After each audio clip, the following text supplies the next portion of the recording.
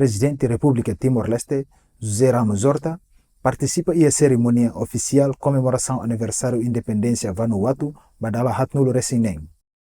Cerimônia ne realiza em campo Independência Port Vila, no presídio Husi presidente Vanuatu, Nike Vurovaravu, a participação Husi líder Sira no convidado especial inclui Timor-Leste.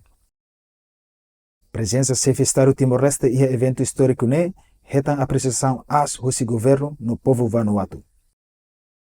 E no discurso, primeiro-ministro Vanuatu, Zotam Napat, agradece ao Estado Timor-Leste e a visita irane, ho assina acordo rua nebe haloona, bele loke dalang, no a força cooperação bilateral e a corredor melanesian. Your own country's journey reminds us that the desire for dignity, self-determination, and sovereignty is something shared by people across the world. The two agreements signed during your visit paves a stronger pathway in strengthening the future cooperation through the Melanesian corridor.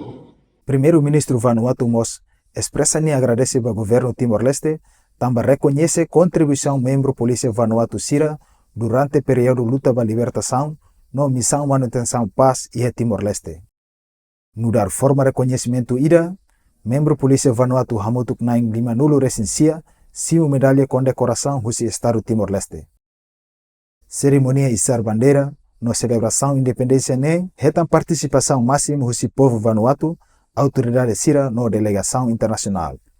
E a celebração tina irane, presidente José Ramos Horta, o primeiro-ministro Papua Nova Guiné, sai bainaka especial nebe participa e a comemoração oficial ne, nebe hatur relação amizade no solidariedade entre a nação Sira e a região Pacífico.